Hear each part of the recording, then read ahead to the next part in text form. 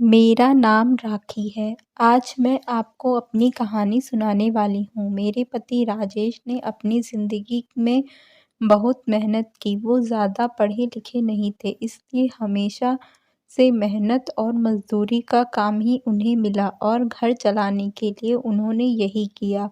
हमारे 2 बच्चे हैं, बेटा 10 साल का है और मेरी बेटी 16 साल की है।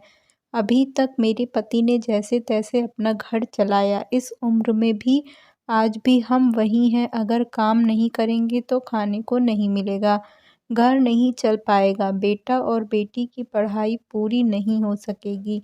मेरे पति की अब ऐसी स्थिति नहीं थी कि वो मेहनत और मज़दूरी कर सकें। उनसे अब यह काम नहीं होता था। अब हम क्या करें? कैसे अपनी ज़िंदगी को आगे बढ़ाने, कैसे काम कमाएँ? मुझे और मेरे पति को यही चिंता खाए जा रही थी। नौकरी नहीं थी तो अब क्या फिर? मुझे एक दिन बैठकर यह ख़्याल आया कि क्यों ना हम एक छोटा-सा ढाबा खोल लें, शहर के बाहर जहाँ से वाहन और गाड़ियाँ आती-जाती हैं। वहाँ टिन का छोटा-सा छपरा बनाकर चाय और खाने का एक छोटा ढाबा खोल सकते हैं।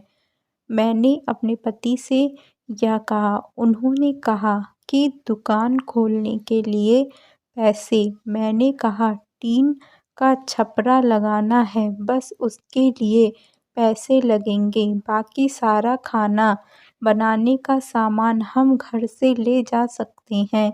थोड़े पैसे मैंने अपने परिचित से मांगे ताकि हम अपना छोटा सा ढाबा शुरू कर सकें। उनके मन में अभी भी संकोच था, वो बार-बार मना कर रहे थे, लेकिन मैंने कहा हम एक बार कोशिश करते हैं और ज़्यादा कुछ नहीं लगेगा। कुछ दिनों तक मनाने के बाद वो मान गए और हमने एक छोटा-सा ढाबा शुरू कर दिया। पहले दिन में हमें और मेरे पति वहाँ अपने ढाबे पर बैठे थे, लेकिन कुछ खास लोग नहीं आए। ढाबा छोटा और ऊपर से सभी खाने वाले पहले ही अपने ढाबे फिक्स किए होते हैं कि उन्हें कहाँ रुकना और कहाँ खाना है। हमारा पहला दिन निराश भरा था। कुछ दिन ऐसे ही गए। कोई इक्का-दुक्का लोग चाय पीने रुका करते थे, लेकिन इतना नहीं होता था कि हम उससे अपना घर चला सकें। मेरे पति फिर भी से किसी काम की तलाश में लगे। उन्हें एक काम मिल गया जहाँ पैसे कम थे लेकिन कम मज़दूरी थी। उन्होंने वो कर लिया, लेकिन मैंने ढाबे पर जाना नहीं छोड़ा। अब मैं अपने बेटे और बेटी के साथ वहाँ जाने लगी। हमने हिम्मत नहीं हारी और धीरे-धीरे कुछ लोग हमारे यहाँ आने लगे। 1 महीने में ग्राहक और भी ज़्यादा आने लगे। कोशिश करते-करते अब हमारे यहाँ रुकने लगे थे। उन्हें घर जैसा खाना मिल रहा था, इसलिए हमारे छोटा-सा ढाबा चले निकला। मेरे पति जितना कमाते उससे ज़्यादा अब ढाबे से कमाई होने लगी। देखते ही देखते हमने जो छोटा-सा ढाबा खोला था, उससे हमारी आर्थिक स्थिति में बहुत सुधार हो गया। जो कर्जा लिया था, वो भी उतर गया। हमें एक नई उम्मीद मिल गई थी। सब कुछ अच्छा चल रहा था। ढाबे को खोल के 6 महीने हो गए थे। हमारे चेहरों पर रंगत आ गई थी, लेकिन फिर ऐसा कुछ हुआ जिसके बारे में मैंने सोचा भी नहीं था। एक दिन घर से जब हम लोग ढाबे के लिए जा रहे थे, तब मेरे पति कहते हैं, ढाबा आज से बंद, कोई भी अब वहाँ नहीं जाएगा। यह कहते वक्त वो बड़े ही गुस्से में थे। ऐसा गुस्सा मैंने उनके चेहरे पर आज तक नहीं देखा। मैंने बोला, क्या हुआ? क्या बोल रहे हैं? इतना अच्छा हमारा ढाबा चल रहा है, आपको क्या हो गया है आज? वो बोले, मैंने कहा ना, कोई भी अब वहाँ नहीं जाएगा, ना तू ना तेरी बेटी। मैंने बोला, आप शांत हो जाइए, आपकी तबीयत ठीक नहीं है। आप आराम करें, हम लोग इस बारे में बात करते हैं। वो और ज़्यादा गुस्सा हो गए। कहा कि कोई बात नहीं होगी, मैं जितना कमाता हूँ उतने में से ही चल जाएगा, तू अब वहाँ नहीं जाएगी। मेरे पति का ऐसा रूप मैंने पहले नहीं देखा था।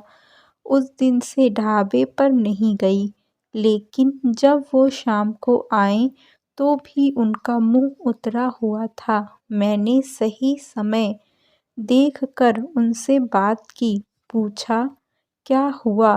आपको ऐसा क्यों बोल रहे हैं? वो बोले कि मेरा मुंह मत खुलवा।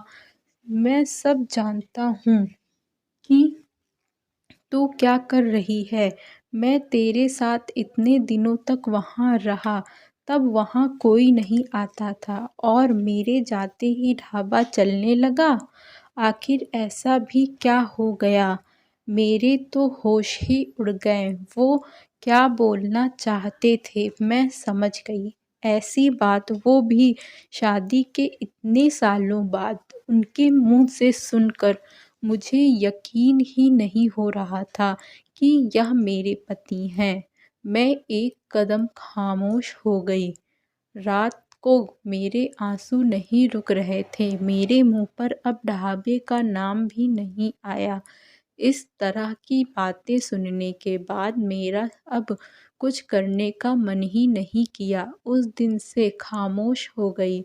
अब कुछ करने को कहने को बचा भी नहीं था। मैंने सोचा था कि उनको कोई सफाई नहीं दूंगी, वो अपना काम करते रहें, लेकिन उनकी कमाई कम थी, उससे अच्छे से गुजारा नहीं हो पाता था। कुछ ही दिनों में जो पैसा जमा किया था वो ख़त्म हो गया। करीब 3 महीने बाद ही उनकी तबीयत खराब हो गई और वो बिस्तर पर आ गए।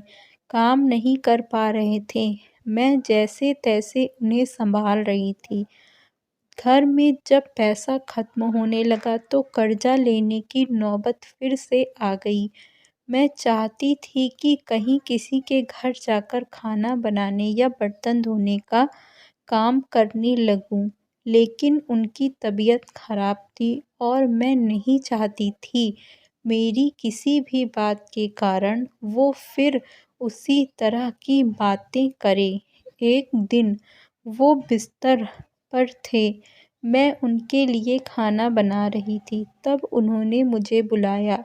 बोले, मैं जानता हूँ उस दिन की बात तुम्हें बहुत परेशान कर रही है, लेकिन और तुम्हें लग भी रहा होगा कि मैं तुम्हें यह कैसे बोल सकता हूँ, लेकिन वो शब्द और बातें मेरी नहीं थी। मैंने कानों में ऐसी बात आई थी, अपनी रिश्तेदारी में ऐसी बातें हो रही थी। मैंने अपनी बीवी और बेटी को अकेले वहाँ छोड़ दिया। उन्हें देख लोग रुकते हैं जिससे कमाई हो रही है। इस तरह की बातें मैं बर्दाश्त नहीं कर सकता। 2 रोटी कम खा लूँगे, लेकिन यह सब नहीं सुनना था। समाज और यहाँ के लोग, खासकर आपके परिचित और रिश्तेदार आपको आगे बढ़ता देख बहुत कुछ कहने लगते हैं, लेकिन लोग इस हद तक गिरे हैं, मुझे इसका पता नहीं था और मेरे पति भी उनकी बातों में आ गए। उस समय मैं भी होती उनकी जगह तो शायद यही करती, मुझे भी उतना ही बुरा लगता, फैसला लेती जो उन्होंने लिया। मैंने उन्हें कहा कि कहाँ हैं वो शुभचिंतक जो अब आपकी मदद करने नहीं आएंगे। जाइए, आप उनसे पूछ लीजिए। हमारे घर में खाने को नहीं है, आपकी तबीयत खराब है। आप बताएं कौन आया अब हमारी मदद करने? दुनिया किसी को खुश नहीं देख सकती और अगर कोई मेहनत करके आगे बढ़ता है तो सारे प्रयास करके उसे पीछे ढकेलने की कोशिश करती हैं और आप उनकी बातों में आ गए। वो लोग सफल हो गए, सबको बात बनाना है और अब अगर हम भूख से मर जाएं तो भी उन्हें बातें मिल जाएंगी। वो लोग कुछ समय तक बोल अगर हमें कोई फर्क नहीं पड़ता तो वो थक कर हार मान लेते। वो पीठ पीछे ही इस तरह की बकवास कर सकते हैं, सामने आने की तो उनमें हिम्मत ही नहीं है। उसी दिन मेरे पति की आंखें खुल गईं। उन्होंने कहा कि तुम सच बोल रही हो, मैं ही पागल था।